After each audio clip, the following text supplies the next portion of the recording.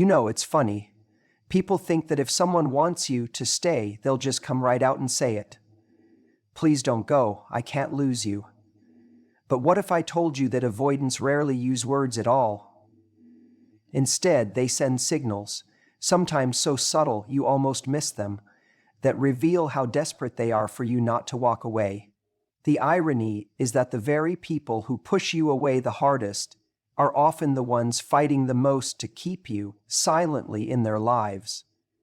If you don't recognize these signs, you might believe they don't care, and you'll leave never realizing they were screaming inside for you to stay.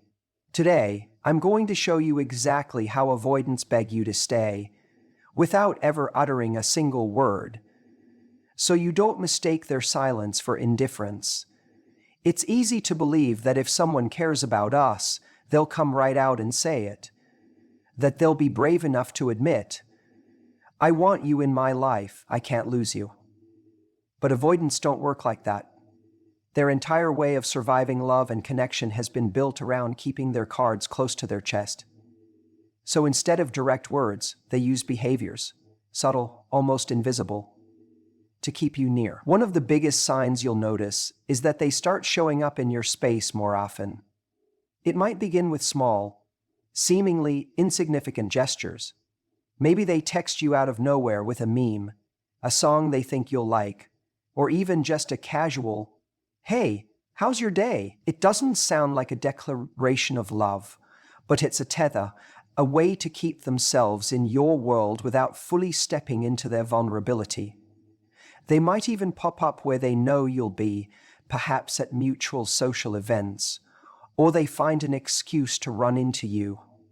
You'll notice that they're hovering, but not fully engaging. It's their way of saying, I still want to be connected to you, but without the risk of putting their heart on the line. Why do they do this? Because to them, asking directly feels terrifying. Their deepest fear isn't just rejection. It's exposing themselves emotionally and having it met with silence. So they opt for proximity. They think, if I can stay around, if I can still exist in their world, maybe I won't lose them entirely. This isn't manipulation. It's survival for them. They're caught in a paradox where they want closeness, but they're terrified of what that closeness requires. You might notice this pattern most strongly after you've created distance. Let's say you've pulled back. Maybe you've stopped texting as much, or you're finally giving yourself permission to move on. Suddenly, they find a reason to message you, to check in. Maybe they ask about something mundane. Did you ever finish that book you were reading? Or they'll send something random like, this reminded me of you. And you're left wondering why they'd even bother if they don't care. Here's why. For them, silence feels like abandonment. Even if they pushed you away, they don't want the door to close completely. So they dip their toes back into your life, not enough to risk rejection, but enough to maintain that invisible thread of connection. You might interpret this as half-heartedness or indifference, but to an avoidant, it's actually them fighting in the only way they know how. What's tricky is that this behavior can be deeply confusing. On one hand, you feel their presence again. They're texting, liking your posts, maybe even asking to hang out. But on the other, they're not saying the one thing you need to hear. I want you to stay. I'm afraid of losing you. You're left in this murky space where you're trying to decode what their actions mean. And the truth is, their actions are their words. This is their way of saying, please don't leave me. Sometimes they won't even reach out directly, but they'll find ways to remind you they're still there. Maybe you see their name pop up watching your stories on social media, or you get the sense they're checking in on you through mutual friends. They're orbiting you because they're terrified of being forgotten. It's their silent plea. I'm still here. Don't erase me yet. But here's the part no one tells you. You can't take their hovering as a reason to stay. You can have empathy for their fear of intimacy while still protecting your own emotional well-being. Recognizing their subtle signs doesn't mean you have to put your life on hold, waiting for them to grow. It simply means you now understand the language they're speaking. The hardest thing about loving an avoidant is realizing that they are often screaming on the inside while whispering on the outside. Their presence in your space, those little texts, those casual run-ins, are not random. They are deliberate acts of closeness filtered through fear, and yet, unless they take the leap to move beyond these breadcrumbs into real vulnerability, they can't give you the kind of connection you deserve. So if you've noticed this in your life, if there's someone who seems to pull away but never fully lets you go, it's not because you imagined their care. It's because their actions are revealing what their words never could. They're begging you to stay, but they don't yet have the courage to say it out loud. And that's the moment where you have to decide, are you going to let their quiet signals keep you tethered, or are you going to step into your own power and choose someone who can meet you fully? Because sometimes the most loving thing you can do for someone who can't express their feelings is to leave space for them to figure it out, even if it means walking away. You might not even notice it at first. It's not some grand gesture, and it's certainly not a heartfelt speech begging you not to leave. Instead, it's a quiet little message that pops up on your phone. Hey, how have you been? Or maybe it's even more subtle. Just checking in. It doesn't seem like much, does it? But in the world of someone who is avoidant, this is huge. See, avoidants aren't comfortable with vulnerability. They've spent most of their lives building walls to protect themselves from emotional pain, and asking someone to stay. That feels like opening the door to the very thing they fear most, rejection. So instead, they test the waters. They send out these little feelers to see if you're still there, to see if they still have a place in your life without risking their pride. When they send that, "How's your week going?" message, it's not because they're dying to know about your work meeting or the coffee you had with a friend. It's because they're terrified that your silence means you've moved on. And so, in their own quiet way, they're reaching out to keep that thread alive. They don't want you to think they don't care. But they also don't know how to say, "I miss you. I don't want to lose you. Please don't go." So instead, they'll say the safest thing they can think of, just checking in. And here's where it gets tricky for you. Because if you don't understand this dynamic, it's easy to interpret those small messages as meaningless. You might think, well, if they really cared, they'd call me, they'd ask to see me, they'd fight for me. But avoidants rarely fight in the way we expect. Their fight is quiet, it's subtle, it's a text at midnight because they couldn't sleep, wondering if you're still out there thinking about them. Sometimes they'll even mask it as something casual. Hey, I just heard this song and thought of you. But what they're really saying is, I'm scared you've forgotten me. That's their way of pulling you back, of keeping a toe in the water without diving in. It's not ideal. It's not how you want to be loved. But in their mind, it's safer than silence. You might also notice they won't let the conversation die easily. If you reply, they'll find ways to keep it going. Even if they're the ones who pulled away before, now they're trying to create a spark again because the thought of losing you completely is starting to sink in. They're not ready to say, "I want you back." That would require them to confront feelings they've spent years avoiding. So instead, they offer these crumbs of attention and connection in the hope you'll take them and not walk away. And here's the heartbreaking part. For some avoidants, this is the loudest they know how to scream. To you, it might feel like a whisper, barely enough to hold on to. But to them, this is an act of courage. They're fighting their own fear of intimacy every time they press send. But you have to ask yourself, is this enough for you? Because recognizing these signs doesn't mean you have to settle for them. It doesn't mean you should lower your standards or keep chasing someone who only gives you scraps of what you deserve. It simply gives you clarity. It shows you what's really going on behind those small messages so you can make a decision from a place of understanding, not confusion. You deserve someone who doesn't just check in. You deserve someone who shows up fully. Someone who isn't afraid to say, I don't want to lose you. But until that person is ready to step forward, don't mistake their quiet attempts to hold on as the kind of love you need. Because at the end of the day, love is not about someone sending you the occasional breadcrumb. It's about someone being brave enough to meet you where you are. You might think that if someone is scared of losing you, they'd come right out and say it. They'd pull you close, look you in the eyes, and tell you how much they want you to stay. But for an avoidant, it doesn't work that way. They're terrified of appearing weak, terrified of being rejected if they open up. So instead, they communicate in ways that are far more subtle. One of the most fascinating and heartbreaking ways they beg you to stay is by trying to impress you, even if they don't make it obvious. It starts small. Maybe you've pulled back a little. Maybe you've stopped reaching out as much because you're tired of feeling like the only one investing in this connection. Deep down, they notice. And even though they may not rush to send a text saying, "I miss you," they suddenly start mentioning little wins in their life. They'll casually drop into conversation that they've been working out more, or they've been promoted at work, or that they've been invited to something exciting. They'll phrase it like it's no big deal. "Oh yeah, I've been really focused on this project and it's going well," but underneath there's a silent plea. "Do you still see me? Am I still someone you'd want to stay for?" What's happening here is they're trying to remind you of their value. It's almost like they're saying, "Look, I'm not just the emotionally distant person you think I am.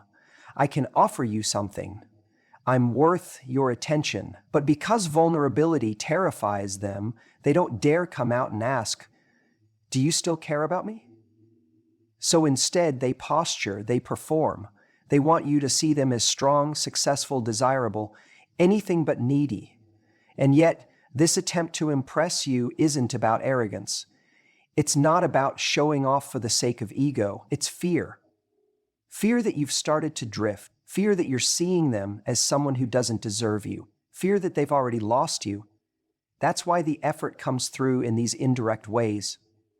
They might suddenly start dressing better around you, putting more thought into how they present themselves. Maybe they'll talk about their future goals in a way they never did before, almost as if to say, "There's more to me than what you've seen so far."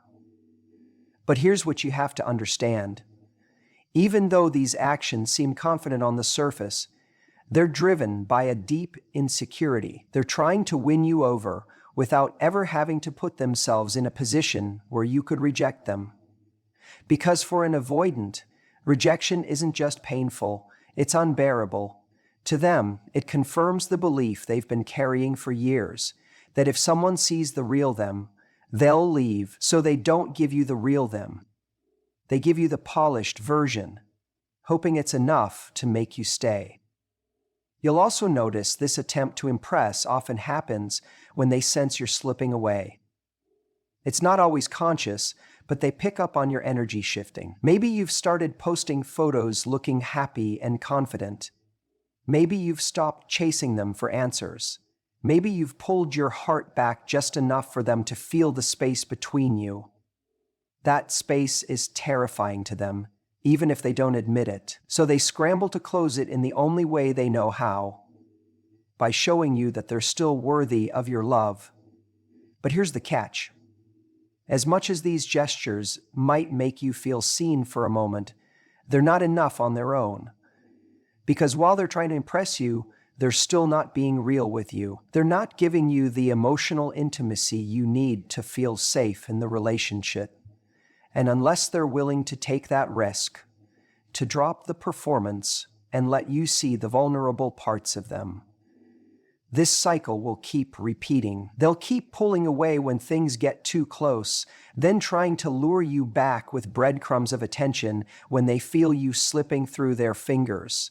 The real tragedy is that avoidants don't realize how much more powerful honesty is than performance. They think that if they just seem impressive enough, you won't notice the walls they've built around their heart. But what most people crave isn't someone who's perfect. It's someone who's present. Someone who can sit in the discomfort of connection and say, I'm scared, but I want you to stay anyway. And maybe in those moments when they're trying so hard to impress you, what they're really asking is, would you stay if you saw the parts of me I'm too afraid to show? Would you love me even if I can't always get it right? But the tragedy is, they may never voice those questions out loud. So it's left to you to decide whether you want to keep deciphering their unspoken pleas, or whether you're ready to walk away and hold out for someone who doesn't make you guess how much they care. Because at the end of the day, you deserve someone who doesn't just fight to impress you, but fights to let you in. You might not realize it at first, but one of the clearest signs an avoidant is desperate for you to stay is when they start mirroring you. It's subtle. It's not the kind of thing that jumps out immediately, but it's there if you look closely. When someone has pushed you away, you'd expect them to stay distant, cold, and indifferent, right? But then, without warning, they start laughing at your jokes again. They match your tone. If you're calm, they're calm. If you're excited, they seem to light up in response. It's almost like they're trying to synchronize with your emotional state, and that's no accident. What's really happening is they're trying to pull you back into alignment with them without having to say it. Mirroring is a subconscious attempt to rebuild rapport, to make you feel safe again. It's like they're saying, look, we're on the same wavelength. You don't have to leave. And yet, they're terrified of being the one to break the silence and admit how much they want you there. So instead, they let their energy do the talking. Think about it. When you first met this person, you probably noticed how easy it felt to connect, how they seemed to get you, how the conversations flowed effortlessly. That wasn't by chance. People naturally mirror each other when they're building intimacy. But here's the crucial thing. When someone with an avoidant pattern starts doing this after they've been distant, it's a sign they're trying to reestablish that connection because they feel it slipping away. They might even echo your words back to you without realizing it. If you say, "It's been a tough week," they respond, "Yeah, it's been tough." If you're in a lighter mood and say, "I just feel like laughing today," they suddenly adopt the same playfulness. It's their way of trying to close the gap between you. It's almost like they're saying, "Don't give up on me yet. I'm still here. I can still meet you where you are." The irony is that avoidants often aren't aware they're doing this. To them, it feels safer to match your vibe than to risk making a big emotional confession that might expose their fear of abandonment. They're so afraid of rejection that they'll do anything to test the waters first to see if you're still emotionally available to them. And if you're not paying attention, you might mistake their mirroring for casual politeness, when in reality it's an emotional lifeline they're throwing out. But here's where it gets complicated. If you're angry, hurt, or withdrawn, they may mirror that too. You pull back, they pull back, they pull back. You stay quiet, they stay quiet. And in that moment, both of you are trapped in a dance of self-protection, each waiting for the other to make the first move. It's why relationships with avoidants often feel like a tug of war. They want closeness, but they fear it at the same time. And yet, when they mirror you, even in small ways, they're showing you they still care, even if they can't bring themselves to say, "I want you to stay." I've seen people miss these signals over and over again because they're looking for something louder, more obvious. They're waiting for an "I love you" or a "please don't leave." But for avoidance, that level of vulnerability feels impossible. So instead, they resort to these quieter strategies that only those who are truly paying attention will notice.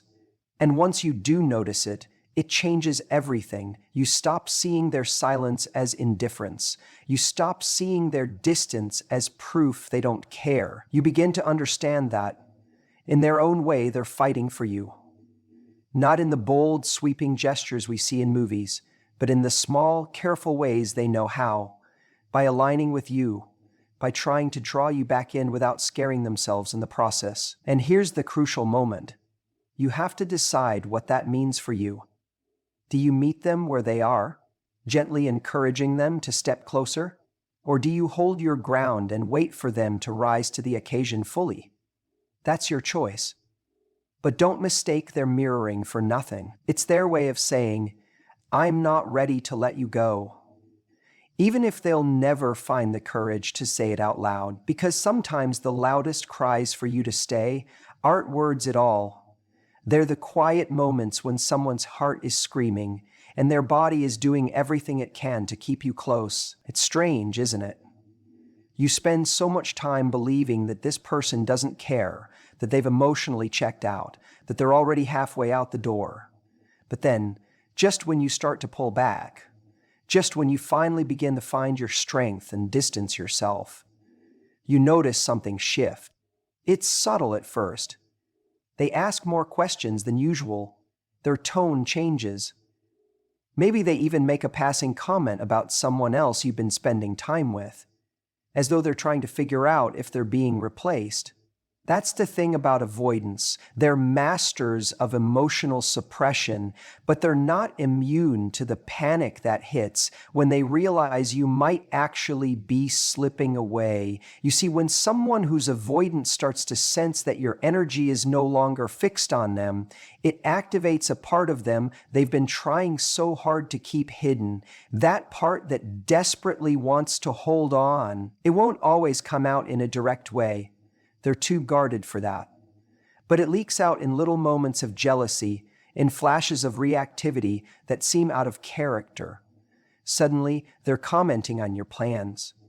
Oh, so you're going out with him again? Or they joke about how you must be having a lot of fun without them, but the smile doesn't quite reach their eyes. It's a giveaway. A tiny crack in the armor they've built around themselves. What they're really saying in those moments is, don't forget me. Don't let me become replaceable. I don't know how to ask you to stay, but I need you to. And it's heartbreaking, because their fear of vulnerability keeps them from saying those words out loud.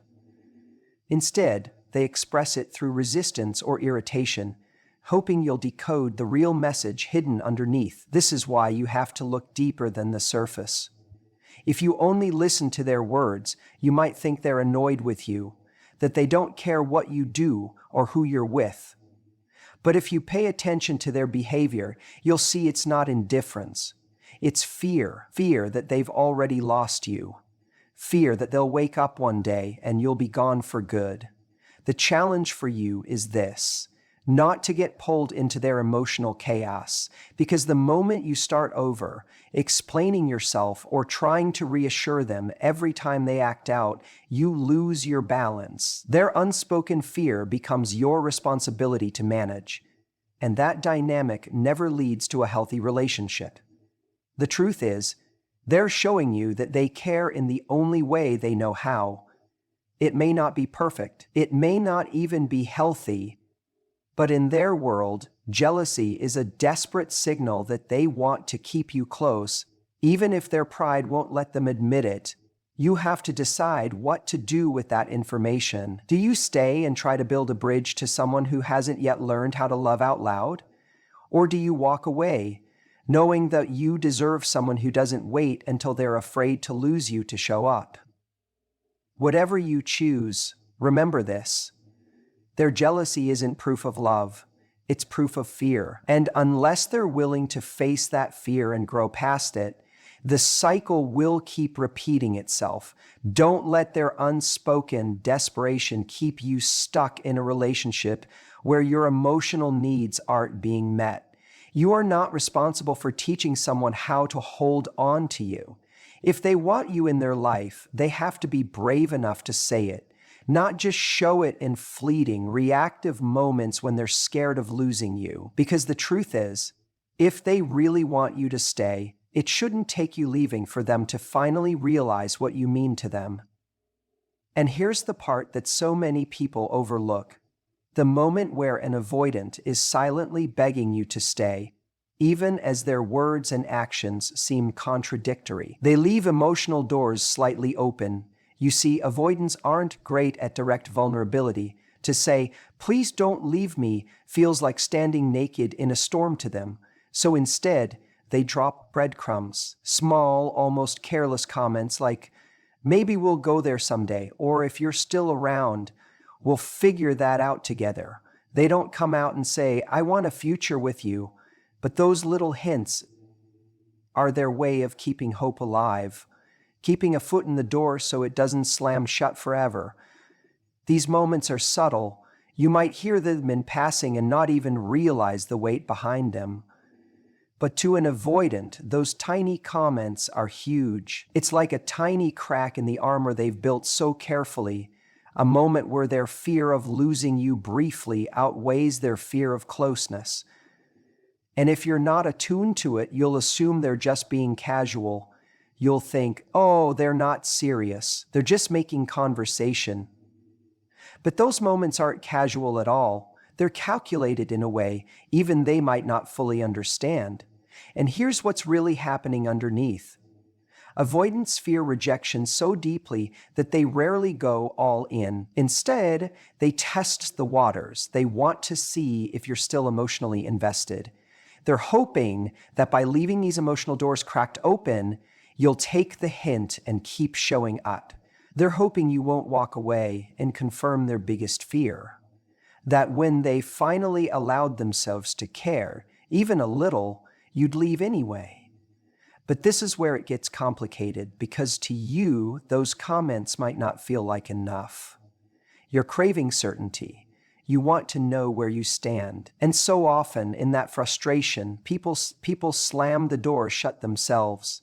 They say, if they can't give me what I need right now, I'm done. And I get it. You deserve clarity. You deserve someone who can meet you fully.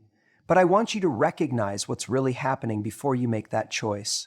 Because for an avoidant, those half-finished sentences and vague suggestions about the future, they're their version. It's clumsy, it's incompelling. It's clumsy, it's incomplete. But it's real. They don't know how to say, I'm terrified of losing you, but I don't know how to let you fully in either. So they say, maybe we'll do that someday. They're asking you not to give up on them, even as they struggle to give you the reassurance you need. And here's the brutal truth. Some avoidants will never get past that point. They'll keep dangling possibilities without ever fully stepping into them. And if you stay too long hoping they'll change, you'll hurt yourself in the process. But some are fighting an internal war. They're battling every instinct to push you away, because a deeper part of them knows you matter more than their fear. So how do you know the difference?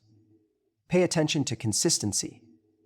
Do they keep the door open and take even tiny steps toward vulnerability? Or do they just talk about someday without ever moving forward? Are they leaving the door cracked because they're afraid of losing you but still trying? Or are they leaving it cracked because they want you as an option while they stay in their comfort zone? You see, the door they leave slightly open isn't just for you, it's also for themselves. It's their way of saying, maybe I can do this, maybe I can face my fear. And if they are really trying, even in their awkward, imperfect way, you'll feel it in those moments. You'll sense that beneath their hesitation, there's a heart fighting to come closer, even if it's just an inch at a time. But you can't be the one to push that door open for them. That's their job. And if you find yourself standing outside too long, waiting for them to finally swing it wide and let you in, remember, your value doesn't depend on their ability to see it or act on it. You're not here to wait forever for someone to decide you're worth the risk. Sometimes the most loving thing you can do for both of you is step back and let them choose. Because if they really want you to stay, they'll find the courage to open that door all the way. And if they don't, you'll know you were never truly inside to begin with.